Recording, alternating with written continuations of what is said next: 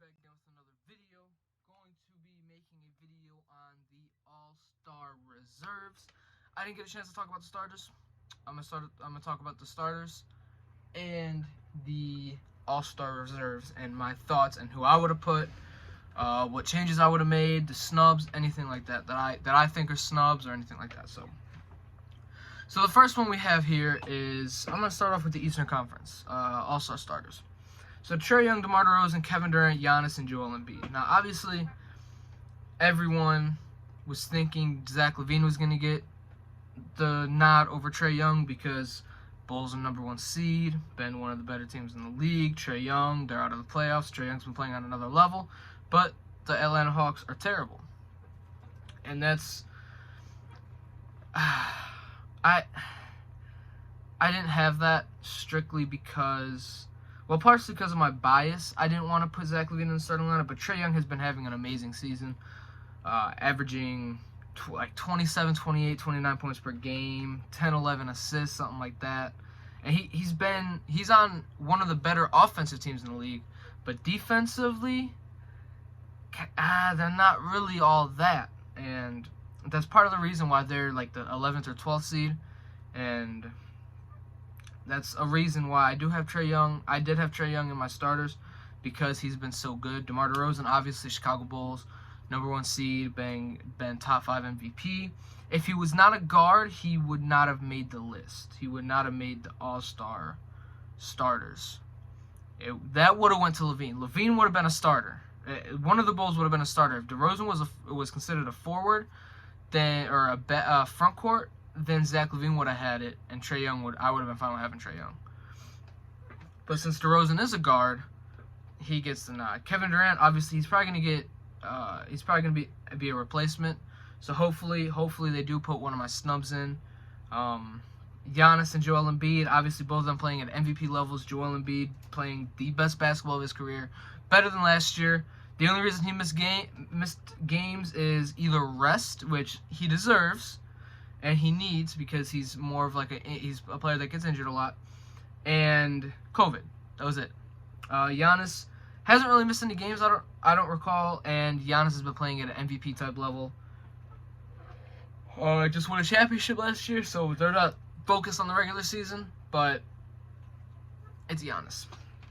And then I'm gonna start off I'm gonna start off something here. There needs to be one big man off the bench, at least. On the West, there's 3 big men off the bench. One is technically a power forward / point forward, but he's a big man. He can play the center. In the East, there isn't any. There's not even a power forward. Jason Tatum is a small forward. He's a front court, but he can play the center, the 4, or sometimes play the 5 if they want to go small. Chris Middleton can play the 4, but he doesn't play the 5 because they have Giannis. They have 1, 2, 3, 4. They have 4 guards and 3 front court players, but they're all technically small forwards. They're all small forwards. Darius Garland, James Harden, Zach LaVine, and Fred VanVleet.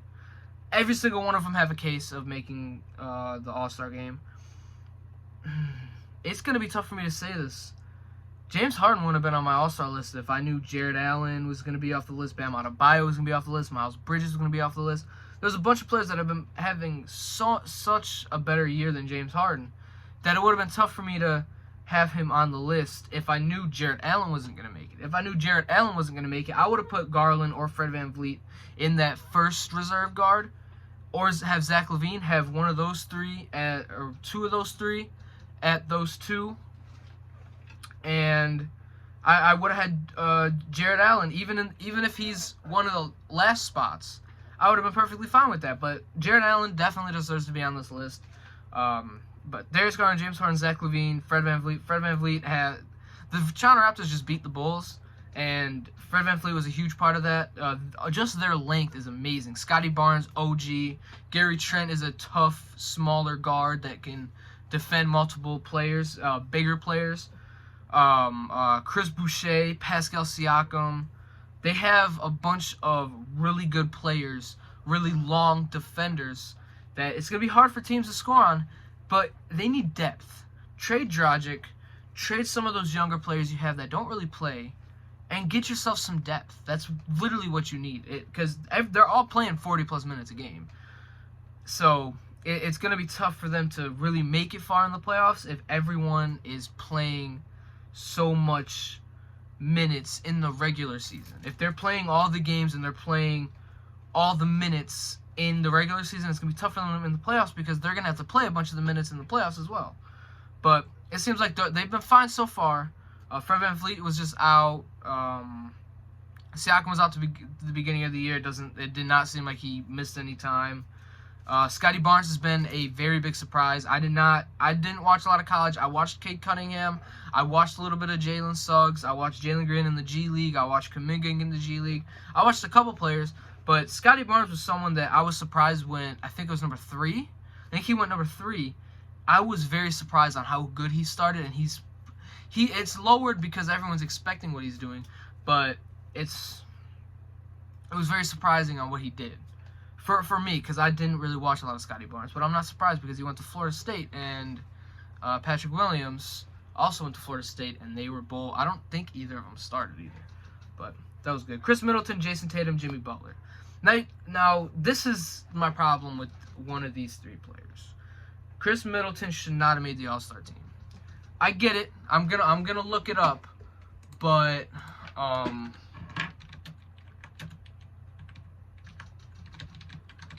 ignore the damn thing. Chris Middleton stats for this season. I think this is for this season. Okay, I got it. 19.6 points per game. 5 assists, rounding it up to about 6 rebounds, 44% from the field, 38% from 3, 88% from the free throw. 1 steal a game. He's played 41 games. He's played a lot of the games. But for him to be an all-star starter over Jared Allen, who, let me remind you, has been one of the better players in the, well, maybe not in the league, but he's been one of the better players in the East, which I don't know about him being an all-star. But Jimmy Butler, I can see. You could have also made an argument for Bam Adebayo to play, but people were saying Jimmy Butler hasn't played enough. Jimmy Butler has been perfectly fine. He's missed games, but his impact has helped them. And the Miami Heat are top 3, maybe top 4 now because they won. I'm pretty sure they're still top 3. It's Bulls, Sixers, Heat is top 3. The Nets have fallen, but that's because Durant's injured. It's taking forever to load. But yeah, Jared Allen definitely should have been an all-star, in my opinion, over Chris Middleton. You can argue. I would have argued you could have like Miles Bridges. You can have Bam Adebayo. There's a couple players you could have had over James Harden because James Harden has been having a good year, but not good for James Harden standards. James Harden standards is okay. It's being stupid again. James Harden standards is 25 plus points, 9 assists, about 5-6 rebounds, shooting, helping his team get wins. I almost said victory. Get wins. And James Harden, he hasn't done that this year. He hasn't really done that. Without Kevin Durant, they're one of the teams that are really struggling. So I think it was a mistake having James Harden. But Bam Adebayo, like I said, would have been nice. I would have rather had Drew Holiday over Chris Middleton right now in the All-Star game. Let me think of Jaylen Brown. I would have had over Chris Middleton. Like, there's a Bradley Beal, even though Bradley Beal's injured, but I would have had Bradley Beal over Chris Middleton. He's been having a down year, but the Wizards were better. But then they had a bunch of health and safety protocols, and they kind of dropped. So yeah, and then obviously Jason Tatum, he deserves it. He's been having an up and down year, but the past few games he's been on fire. He's been hitting his shots. He's been doing everything. So I'm not mad about Jason Tatum being an all-star. All right, so let me go to the West. Now, I didn't get a chance to talk about this. Steph Curry, Ja Morant.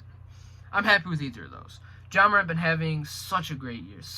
He's one of my favorite players to watch in the NBA right now. And he has been the past 2 seasons. Like last year and this year, I've been enjoying watching Grizzlies games. It's been really fun. Steph Curry he was struggling the past, I'd say, month. So about January. Okay, here we go. I'm gonna just say his stats.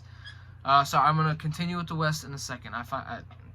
It's finally loaded. Jared Allen averages 60 points per game, about 11 rebounds, 2 assists. I want to see. Let me go to Basketball Reference. I want to see his win shares. I don't know what that means, so I don't care. Let me go. He's played 44 games. 67, about 68% from the field. He's got about 1.5 blocks, a steal. So and the Cavs are one of the better teams in the league. They've been one of the more surprising teams in the league. So I feel like even though it makes sense that he's not an All-Star, but he definitely deserved it. It makes sense. A team that's just up and coming, that's been a surprise team, only has 1 All-Star. I get it. I really do get it.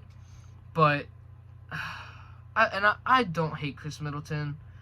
I don't hate James Harden. But Jared Allen definitely deserved it over Chris Middleton. And then I think Jaylen Brown should have been there over James Harden.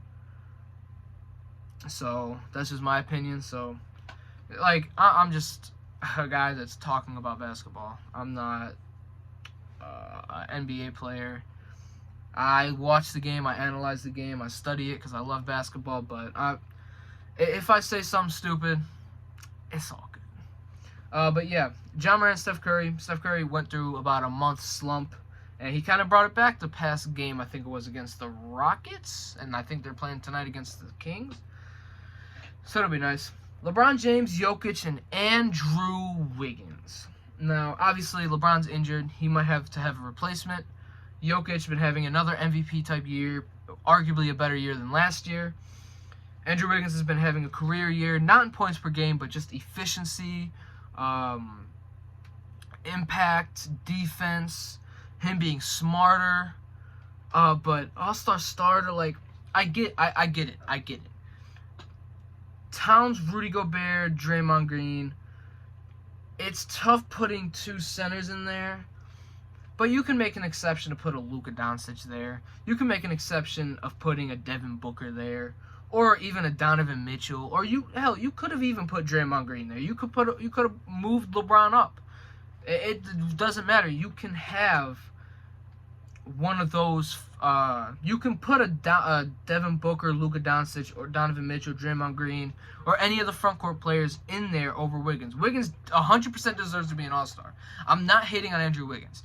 Congratulations to Andrew Wiggins, but it's really, really tough to look at the starters for the West. You got Steph Curry, you got Ja Morant, you got LeBron, you got Jokic, all superstars. I'm putting Ja Morant in the superstar category. He's top 10 in the league right now. And then Andrew Wiggins, you can argue he's top 30, maybe 40. But, oh man, just seeing him with those players, it's just way out of. It does not look good. And then seeing players like Devin Booker, Luka, Donovan Mitchell, Draymond Green, Karl-Anthony Towns, Gobert, and Chris Paul on the bench when Andrew Wiggins is starting, it's tough, bro. But happy for Wiggins. He deserves to be an All-Star 100%, but definitely doesn't deserve to be a starter. But congratulations for the All-Star starter. Chris Paul, Devin Booker, Luka, and Donovan Mitchell. Like I talked about, Donovan Mitchell and Rudy Gobert on one of the better teams in the league. Great defensive team. One of the better offenses. I think they're one of the better offense and defensive teams. They've just been inconsistent. Rudy Gobert's been out. Donovan Mitchell's out. I think he just came back today. So, and Donovan Mitchell's been their leading scorer. Rudy Gobert's been Defensive Player of the Year. So it makes sense that they're both there. I'm surprised that the Suns didn't have an All-Star starter, considering they have the best record in the NBA. Chris Paul, Devin Booker, both off the bench, are reserves. I'm happy Devin Booker didn't have to be an injury reserve. Same with Zach LaVine. But I would have thrown Booker in at the. Would have thrown him in over Wiggins. But hey, it is what it is. And then Luka he's having a down year, but he's having a good year. Luka Doncic is not having a Luka Doncic type year, but he's having a good year still. And then you got Rudy Gobert cut. Had to clear up some space, ran out of storage, so I ran out of space. So I gotta do what I gotta do. But Chris Paul, Devin Booker on one of the better teams in the NBA. Devin Booker has been on a scoring tear. Chris Paul has been one of the better playmakers in the NBA. One of the best playmakers in the NBA. One of the best mid-range pull-up jumpers. That little baseline jumper, little free throw line jumper. Been one of the better clutch duo in the NBA. And I mean, yeah, that's it. Rudy Gobert. I already talked about Rudy Gobert. Karl-Anthony Towns on one of the, I wouldn't say one of the better teams, but he's been resurgence so far this year. He's been one of the better centers in the NBA. Top 5 in points, top 5 in rebounds, top 5 in 3-point shooting percentage. Probably the best 3-point shooting percentage big. No, you got Valanciunas, you got players like that. So one of the better 3-point shooting big men in the league right now. And Draymond Green, great impact player. One of the big and main reasons why the Warriors were as good as they were when he was playing. It's because he knows the offense. He knows how to set screens for Steph Curry. Knows where to find Steph Curry. Knows what Steph Curry is doing. And, yeah. So, my all-star snub here is DeJounte Murray. Now, you will say the Spurs are terrible. You can say the same thing about the Hawks. DeJounte Murray has been having a phenomenal year for DeJounte Murray. Arguably could be most improved, but I think that will possibly go to Ja Morant because he's going to be the MVP conversation, and last year he was not in the MVP conversation. So I hope DeJounte or Ja Morant can get that. But, yeah. DeJounte Murray has been having a great year, great defender, been able to score a lot more, doing a little bit of everything. So, yeah. That'll be the end of this video. My thoughts on the All-Star starters and reserves. I will find more rumors and I will make another video tomorrow. Whenever this video comes out, there will be another video coming out the next day or two about NBA rumors. This is going to be what the channel mainly is until I figure everything out so I can continue recording my Minnesota Timberwolves, my league. I do have a video. I'm editing it. I still got to do all that. But I still got one video, one Minnesota Timberwolves video coming out soon. Like, comment, subscribe, peace.